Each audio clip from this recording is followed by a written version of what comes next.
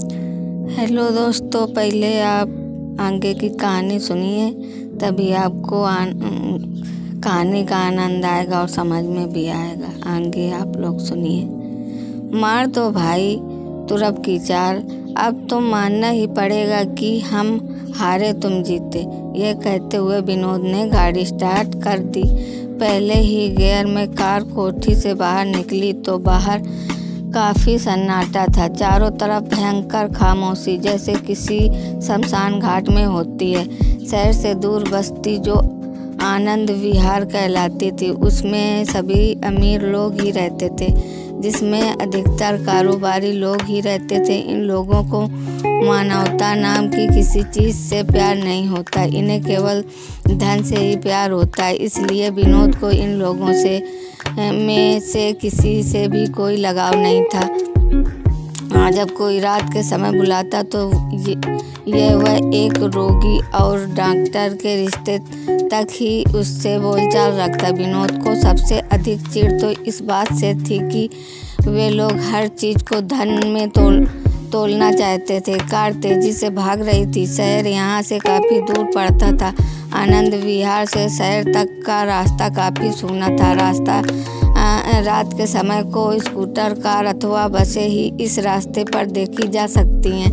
बीच में पहाड़ी आती थी। छोटी सी पहाड़ी के चारों और बहुत ही सूनापन था। बस थोड़ी दूर पर एक गांव था, जिसके वासी इस प्रतीक्षा में थे कि अब कोई बड़ा सेठ इस गांव की सारी ज़मीन सैकड़ों के भाव खरीद कर करोड़ों में बेचेगा। कब वे लोग घर से बेघर होकर दर बदर ठोकरें खाते रहेंगे। जैसे ही विनोद उस पहाड़ी का मोड़ काटने लगा तो उसने देखा कि सड़क के बीच में एक आदमी दोनों हाथ ऊपर उठाए खड़ा था। विनोद ने कार रोक ली और उस बूढ़े को घूरते हुए पूछने लगा, अरे बाबा, क्या बात है? आप इस सड़क पर क्या कर रहे हैं? डॉक्टर साहब, आप मेरी बीबी को मरने से बचा लीजिए। बूढ़ा दोनों हाथ जोड़कर रोता हुआ कहने लगा। बढ़ी हुई दाढ़ी पर आंसुओं के कतरे साफ दिख रहे थे। मगर बाबा, तुम हो कौन? आप डॉक्टर विनोद हैं। आप ही आनंद विहार की कोठी नंबर 14 में रहते हैं और ये आपकी पत्नी रीना है। बाबा, आप हम दोनों को जानते हो, किंतु पहले तो तुम्हें आज तक देखा ही नहीं। डॉक्टर अपने मरीजों को नहीं जानता, किंतु मरीज डॉक्टर को भली भांति पहचानते हैं। फिर डॉक्टर विनोद तो गरीबों का मसीहा है। डॉक्टर, भगवान के लिए आप मेरी पत्नी को बचा लो, नहीं तो वह मर जाएगी। विनोद ने पास बैठी रीना की ओर देखा तो फटी फटी आंखों से उस बूढ़े की ओर देख रही थी, जिसके फटे हुए कपड़े, और वह रो रहा था। उसकी पत्नी मर रही थी। कितना प्यार था उसे अपनी पत्नी से। इस उम्र में वास्तव में ही उन दोनों का प्रेम अमर था। कहो डार्लिंग, हम क्या करें? मैं तो उलझन में फंस गया हूँ, विनोद ने रीना से पूछा। रीना भी क्या जवाब देती? गरीबों के दुख तो उसने भी देखे थे। ऐसे में वह कहाँ सहन कर सकती थी कि किसी की जान निकल रही हो। जिसने विनोद से कहा, आप एक डॉक्टर हैं, लोग आपको गरीबों का मसीहा समझते हैं, इसलिए किसी गरीब का दिल मत तोड़ो। पहले इसकी पत्नी का जीवन बचाओ, फिर खाने की बात सोचेंगे। रीना, क्या सचमुच ही तुम? हाँ, मैं उन औरतों में से नहीं हूँ जिनके हृदय में धन पत्थर बना देता है। चलो, समय नष्ट ना करो। यदि हम एक दिन खाना नहीं खाएंगे तो क्या अंतर पड़ेगा? रीना, तुम कितनी बदल गई हो। अभी तो मुझसे लेट आने की शिकायत कर रही थी, अभी स्वयं ही प्यार से। विनोद ने रीना का हाथ पकड़कर दबा दिया।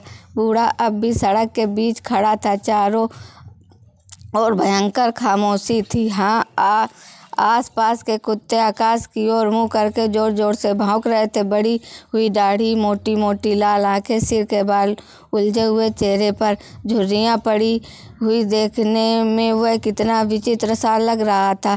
सत्य बात यही थी कि उसे देखकर ही डर लगता था। वीरान सड़क चारों ओर कुत्तों के रोने की आवाज़ों के शोर में दब कर रह गई थी। पहली बार विनोद का दिल अंदर से धड़क रहा था। उसकी आत्मा जैसे उसका साथ न दे रही हो।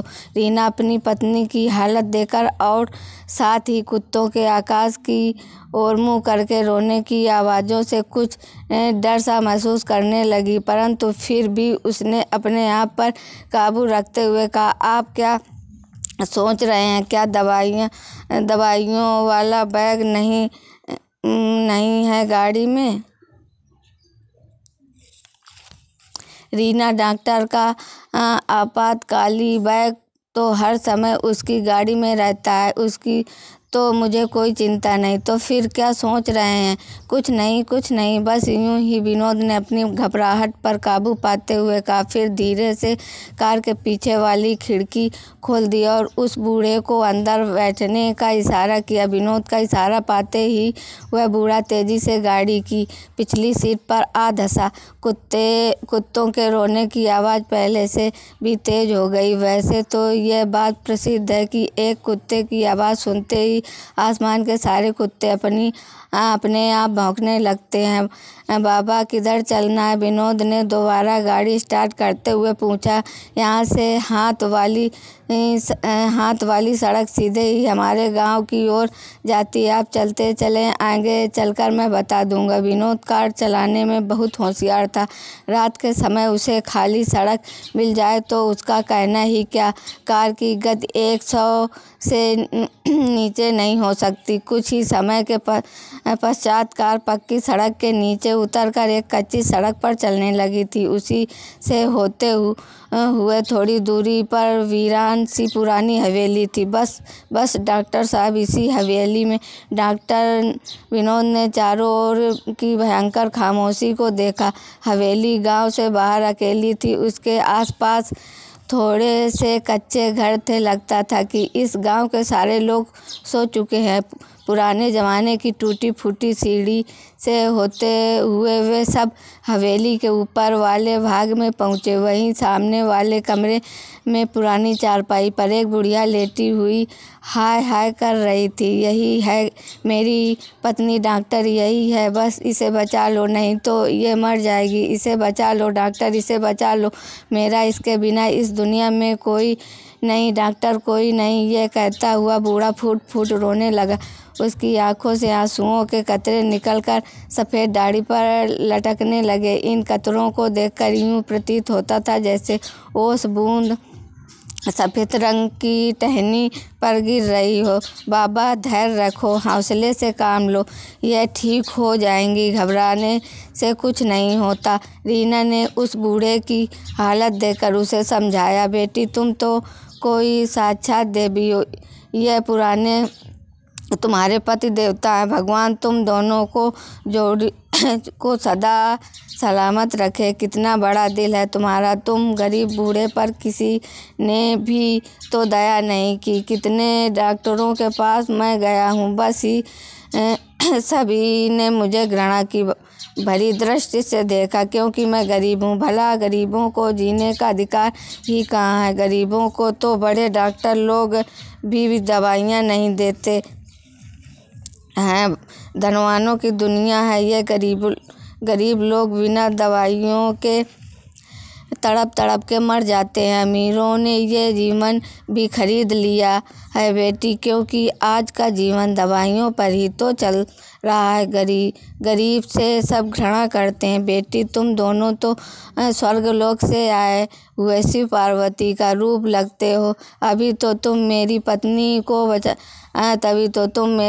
को बचाने आ गए, नहीं तो मैं कब से भटकता फिर रहा हूँ। कितने ही डॉक्टरों के पास गया हूँ, सबने मुझे देखकर घृणा से मुंह फेर लिया। कैसी है ये दुनिया? ओह भगवान, मैं तुमसे पूछता हूँ, क्योंकि तुमने तो दुनिया बनाई है। तेरी दुनिया में भी दो कानून चलते हैं, एक गरीबी का, एक अमीरों का। ये कैसा कानून है? भगवान बूढ़ा पागलों की भांति बोले जा रहा था और रो भी रहा था। डॉक्टर विनोद ने उस बूढ़ी औरत को चेक किया। उसे काफ़ी तेज बुखार था, काफ़ी खांसी भी बड़े ज़ोर से आ रही थी। उसने अपने बैग से टीका निकाल कर लगाया और और औरत के मुंह से जरा भी हाय की आवाज़ नहीं निकली। हालांकि हर रोगी शरीर में सुई जाते ही हाय की आवाज़ निकालता है। टीका लगने के पश्चात डॉक्टर ने अपने बैग में से कई गोलियां निकालकर उस बूढ़े को दे दी। देखो बाबा, ये 3 खुराक दवाइयाँ हैं। हर 4-4 घंटे के पश्चात इस पानी के साथ देते रहना। सुबह तक इनका बुखार उतर जाएगा। खांसी के लिए एक दवाई मैं तुम्हें लिख कर दे रहा हूँ, कल किसी दवाई वाली दुकान से ले आना। ये कहते हुए डॉक्टर ने एक कागज़ अपने बैग से निकालकर उस पर दवाई लिख दी। डॉक्टर की सहानुभूति पाकर बूढ़े के आंसू रुक गए थे। उसने दवाई लेकर अपनी पत्नी के पलंग पर रख दी। फिर हाथ जोड़ते हुए उन दोनों के पाँव में गिरकर गिड़गिड़ाता हुआ कहने लगा, आप तो दोनों महान हैं। भगवान आप दोनों की आयु लंबी करे और चांद सा बेटा आपके घर में पैदा करे जो बिल्कुल आप जैसा गरीबों का हमदर्द हो। बस बस बाबा, अब हमें जाने दो। हमारी तो भगवान से यही प्रार्थना है कि आपकी पत्नी ठीक हो जाए। डॉक्टर साहब, आप देवता हैं, आपका हाथ लगते ही मेरी बीवी ठीक हो जाएगी। अरे भगवान, सुनती हो? क्या कह रहे हो जी? बूढ़ी की मरी सी आवाज़ निकली। वह डॉक्टर साहब जा रहे हैं। देखो बहू, यदि आज मैं बीमार न होती तो आपसे सबसे पहले इस घर में आने पर आप दोनों की आरती उतारती, दरवाजे पर तेल डालती, मगर क्या करूं, आज तो मैं मजबूर हूँ, बेबस हूँ। इस बीमारी ने मुझे तोड़ दिया है। मेरा ये कैसा दुर्भाग्य है कि मैं अपने बेटे और बहू का घर आने पर स्वागत भी नहीं कर सकती। बस बस माँ जी, बस हमारी चिंता मत कीजिए। आगे का पार्ट सुनने के लिए कृपया कमेंट करें, सब्सक्राइब करें, तब तो हमें बनाने में मज़ा आएगा, आपको भी सुनने में मज़ा आएगा। Thank you.